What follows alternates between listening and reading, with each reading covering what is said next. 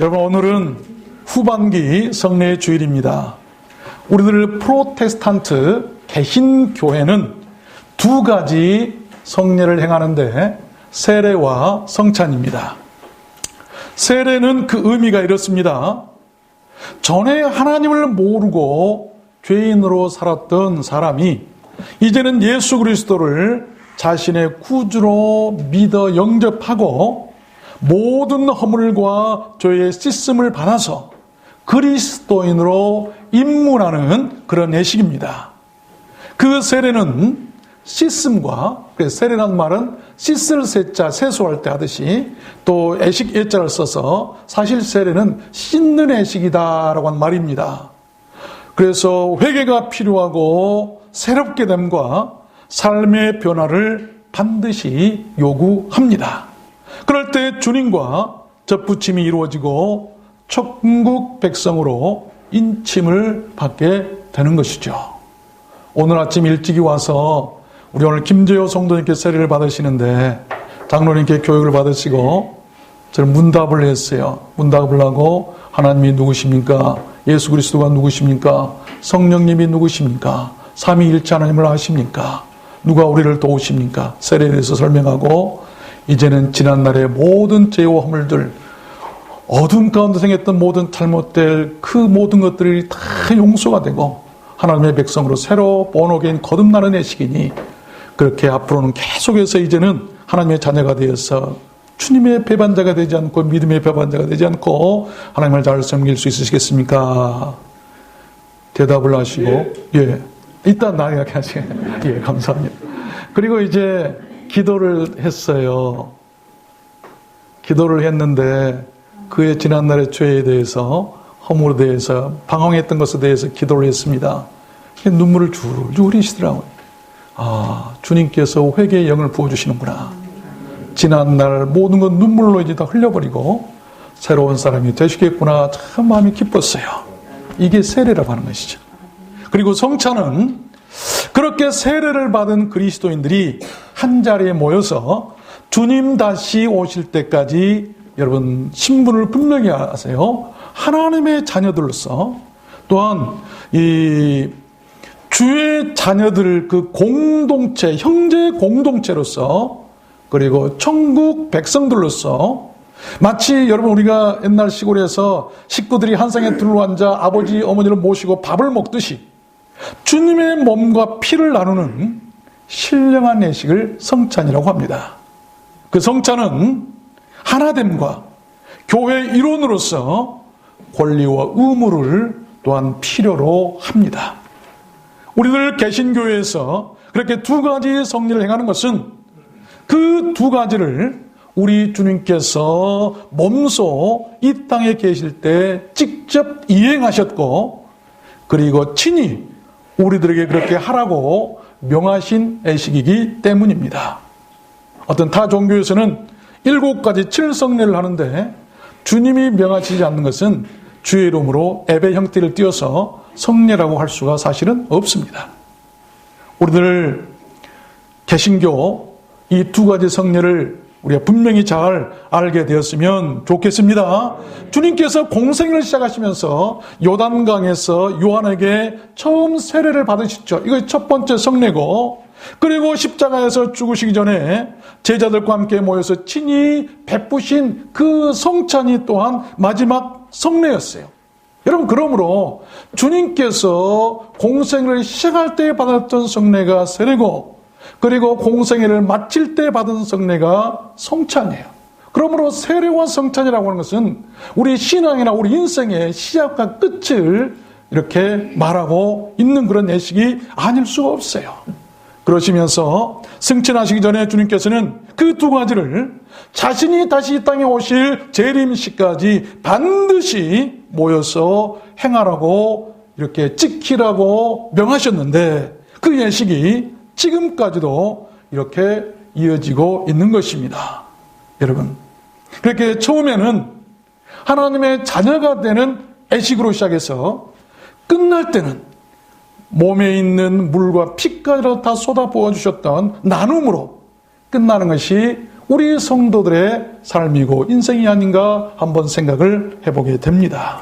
여러분, 왜 예수님께서는 이 예식을 자신이 승천하신 후에도 계속해서 지키라고 명하셨을까요? 그 이유가 무엇일까요? 여러분, 그 예식이 가지고 있는 그 유익이나 효력 때문입니다.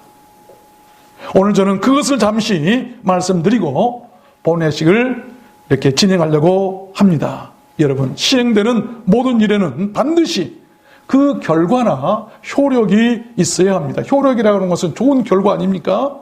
또한 그 효력은 반드시 좋아야 되는데 우리가 독감 예방주사를 맞았다고 생각해 봅시다. 그 효력이 없으면 그 무용지물 아니겠습니까? 우리가 예수 믿고 신앙생활하는 것 다 무용지물 아니겠습니까?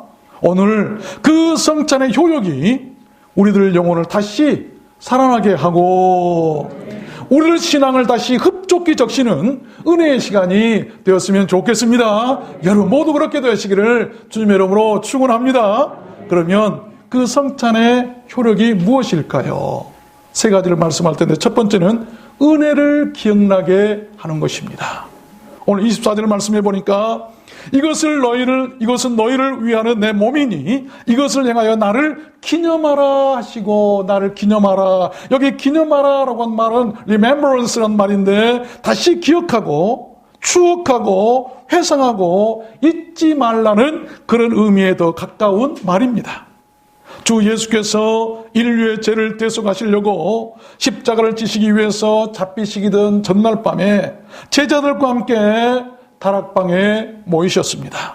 큰 예배당도 아니고 골방 다락방에 모이셨어요. 그때 이렇게 명하십니다.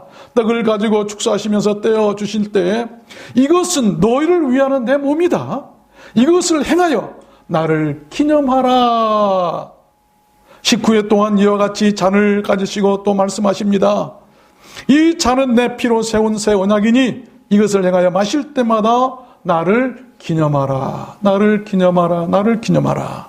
여러분, 우리는 우리 부모님들의 돌아가신 날을 잊지 않고 소중히 여기고 기억하죠. 옛날에 부녀들이 시집을 가서 그 시댁에 갔을 때 만약에 그 조상들이나 그 부모들의 제삿날을 모르면 당장 쫓겨납니다. 그 정도로 소중히 여겼던 거예요. 왜냐하면 우리를 낳아주시고 길러주신 그 은혜를 잊지 못하기 때문 아니겠습니까? 마찬가지입니다. 성찬도 그렇습니다. 물론 우리들 부모의 죽음과 우리 주님의 죽으심은 결코 동등시 될 수가 없습니다. 차원이 완전 다른 것입니다. 너무나 육신적인 것이고 너무나 영적인 것이기에 그러나 그것을 기억한다는 입장에서는 같은 의미를 부여할 수도 있다는 그런 말씀입니다. 모든 성도는 우리의 영혼을 거듭나게 하고 영생을 주시기 위해서 친히 몸버려 죽으신 우리 주님 예수 그리스도의 그 은혜를 잊어서는 결코 안 됩니다. 그처럼 성찬은 주님의 은혜를 잊지 않고 다시 새롭게 기억나게 하는 그런 소중한 효력이 있다라고 하는 그런 말씀이에요. 여러분, 은혜를 모른 채 하는 것은 사람의 도리가 아닙니다. 그래서 은혜를 모르는 사람은 사람이라고 칭하지도 않고 뭐라고 얘기하죠? 세상 사람들, 안 믿는 사람도 짐승이라고 말합니다. 짐승도 자기 어미를 하는데 소도 자기 주인을 나누고 그 나귀도 자기 주인의 구유를 하는데 어찌하여 내 백성들은 나를 모르느냐, 나를 기억하지 못하느냐, 내 은혜를 모르느냐라고 탄식하셨던 이사야 선지자, 그 하나님의 말씀을 우리는 잘 알고 있잖아요. 여러분, 그처럼 주님의 은혜를 기억하지 못한 사람은 하나님 자녀로 취급을 받을 수가 사실 없습니다. 그렇게 소중한 은혜를 잊지 않고 기억나게 하신 하나님의 그 장치가 뭐였는 거 아니? 우리 주님의 그 장치가 바로 성찬이라는 것입니다. 오늘 성찬으로 주님의 그 은혜를 다시 기억하는 우리 성도들 되셨으면 좋겠습니다. 두 번째입니다. 성찬의 그 요령은 무엇일까요? 두 번째는 약속에 참여하게 하는 것입니다. 오늘 25절 말씀해 보니까 이 잔은 내 피로 세운 새 언약이니 이것을 행하여 마실 때마다 나를 기념하라 하셨으니, 여러분, 성찬의 효력 가운데 가장 중요한 키워드가 첫 번째는 은혜를 기억하는 것이고 두 번째는 약속입니다. 새 언약, New Covenant. 이 새 언약이라는 것이 뭐냐면 에레미야 31장에 보면 에레미야 선지자가 이렇게 예언하죠. 나 여호와가 말하노라 보라 날이 이르리니 이 날은 예수 그리스도께서 이 땅에 오실 날을 말씀하고 예언하고 있는 말씀이에요. 내가 이스라엘 집과 유다 집에 새 언약을 세우리라. 새 언약이 나오죠. 곧 새 언약이 뭐냐면 내가 나의 법을 그들 속에 두며 말씀이 육신되어 오신 예수 그리스도를 말씀합니다. 예수 그리스도를 우리 마음속에 두시겠다는 말씀이에요. 내 마음 그 마음에 기록하여 나는 그들의 하나님이 되고 나의 법을 그들의 속에 두며 그 마음에 기록하여 나는 그들의 하나님이 되고 그들은 내 백성이 될 것이라. 내가 그들의 죄악을 사하고 다시는 그 죄를 기억지 아니하리라. 여호와의 말이니라. 여러분, 성리라고 하는 것은 그렇게 하나님은 우리들 하나님이 되시고 우리는 그 하나님의 백성이 되게 하신 그 약속을 믿고 약속을 기억하고 참여하는 거예요. 또한 우리의 죄악을 사해 주신다는 약속, 다시는 우리의 죄를 기억지 않으신다겠다는 그 하나님의 약속, 그 약속에 동참하는 것이 여러분 성찬이라는 것이죠. 사람들 질병 가운데 여러분 가장 무서운 질병이 있습니다. 무엇입니까? 요즘에는 암보다도 무서운 질병이라고 그러죠. 치매라고 하는 병이죠. 치매는 기억을 못하게 하는 병입니다. 겉은 멀쩡한데 그 결과가 얼마나 피폐합니까? 우리들 신앙도 마찬가지입니다. 영적인 치매에 걸려서 겉은 멀쩡한데 하나님의 약속을 기억하지 못하고 사는 사람들이 너무 많은 것 같아요. 그 영적인 치매를 예방하기 위한 장치로서 주님께서 만들어 놓은 것이 성리라는 것입니다. 어떤 사람이 많은 적금을 부어놨다고 생각해 보십시오. 그리고 기간이 되어서 그것을 타서 이제 쓰려고 생각했는데 그 적금은 기간을 정해놓고 언젠가 은행과 나와 약속을 가지고 언제 다시 돌려주도록 하는 그런 약속 아닙니까? 그런데 이 사람이 깜빡 치매에 걸려가지고 어마어마한 돈을 은행에다 넣어놨는데 그 약속을 잃어버렸어요. 그러면 얼마나 안타깝습니까? 그 돈이 누구의 돈이 되겠습니까? 마치 똑같은 원리예요. 여러분, 그래서 성례는 매우 소중한 것이죠. 우리들 생명을 살리는 그 약속들을 잊지 말고 또한 기억나게 하도록 하기 위해서 제정하신 그 성찬, 그 성례의 또 다른 유익이요 효력이 아닐 수가 없는 것입니다. 오늘 성례를 통해서 그 성례의 유익과 효력이 우리들에게 충만했으면 좋겠습니다. 그래서 영육간에 치매 없는 건강한 우리들 모두가 되었으면 좋겠습니다. 우리 누란노 성교 성도들은요, 육신적인 치매도 안 걸리게 하실 줄로 믿습니다. 약속만 지킨다면 말이에요. 하나님의 언약, 그 하나님의 말씀이 우리를 생각나게 하셔요. 항상 기억나게 하신다는 거예요. 그렇잖아요. 특별히 영적인 치매에 절대 걸리지 마세요. 주님을 잃어버리지 마세요. 마지막 세 번째입니다. 성찬의 효력은 또한 무엇일까요? 사명을 잊지 않게 하는 것입니다. 오늘 26절 말씀에 보면 너희가 이 떡을 먹으며 이 잔을 마실 때마다 주의 죽으심을 오실 때까지 전하는 것이니라. 사명이죠. 그렇습니다. 주의 죽으심을 전하는 것, 여러분, 그것이 우리 믿는 성도들의 사명이고 이 땅의 교회들의 사명이라고 주님 분명히 말씀했어요. Bread and drink. 이 우리 주님의 그 빵과 잔을 먹고 마실 때마다 왜 죄 없으신 주님께서 그렇게 처절하게 십자가에서 죽으셔야만 했는가? 그 죽으심의 이유를 전해야 하는 그 사명이 다시 기억나게 하는 것, 그것이 또한 성찬의 유익이고 효력이라는 것입니다. 그래서 어떤 신학자는 유명한 말을 했죠. 성찬은 눈에 보이는 복음이다. 복음이 우리 눈에 보이지는 않지만 우리 눈에 보일 수 있는 복음이 있다고 한다면 성찬이라고 하는, 이 성찬하면서 우리는 주님의 복음을 볼 수 있어야 돼요. 여러분, 사명이 없는 사람은 무가치하고 영혼이 죽은 사람들입니다. 사명이 없는 사람은 말만 하고 그러나 사명이 있는 사람들은 행동하는 사람들입니다. 마귀의 사명은 하나님의 나라를 힘들게 하고 방해하게 하려고 할 것입니다. 할 수만 있으면 성도들 교회 못 나오게 하고 할 수만 있으면 교회를 혼란스럽게 하고, 그게 마귀의 사명 아니겠습니까? 여러분 사명은 무엇입니까? 어떤 사명 때문에 예수 믿고, 어떤 사명 때문에 교회에 나오고, 어떤 사명 때문에 신앙생활하고, 어떤 사명 때문에 세상을 살아가십니까? 오늘 어떤 사명 때문에 여러분 주의 성찬을 받으시려고 하십니까? 말씀을 맺겠습니다. 한번 사진을 보도록 하겠습니다. 저 오늘 약속했던 이 사진은 석장을 볼 텐데 수년 전에 네팔 선교했을 때 찍었던 사진입니다. 난 몰라 누가 찍어놨어요. 그래서 왜 이 말씀을 드리냐면 결코 자랑이 아닙니다. 성찬을 설명하려고, 효력을 설명하려고 지금 하는 거예요.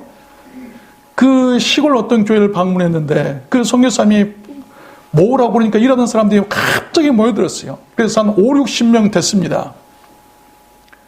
그래서 갑자기 성찬을 행하자는 거예요. 그동안 그 교회가 목사님이 안 계시니까 성찬을 못했던 것 아니겠습니까?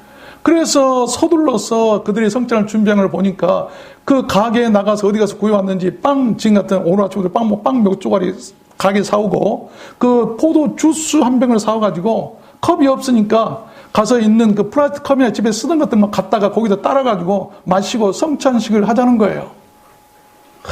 참 마음이 좀 그랬지만 그러나 저는요 정말로 은혜로운 그런 성례 성찬식을 그때 거행했어요. 얼마나 마음이 감동되고 은혜로운지 몰라요. 그들도 오랜만에 성찬식 하니까 너무 막 감격했어요. 가식도 꾸밈도 없는 순수한 그런 성찬식이었어요. 그러면서 이야 이게 목회 아닌가, 나 이런 곳에서 이렇게 목회하고 싶다, 그런 생각도 들었어요. 여러분 성찬의 본질과 비본질을 알아야 될 텐데 빵이나 포도주 같은 것은 또한 타 종교에서 말하는 어떤 칠성례를 행하는 그런 데서 말하는 이것이 주의 몸이 되고 주의 피가 된다? 아니에요. 그런 것은 비본질적인 것들이 어떻게 그것이 주의 몸이 되고 피가 될 수가 있겠습니까? 그 성찬의 의미가 본질이라는 것이죠. 그렇게 성찬을 은혜롭게 참 맞췄어요. 그런데 갑자기 선교사님이 병자들을 위해서 기도해달라고 하는 것이죠. 그래서 기도하기 시작했어요. 그때 기도했던 처음에 그 사진이 이게 기도하기 시작한 환자들을 위해서.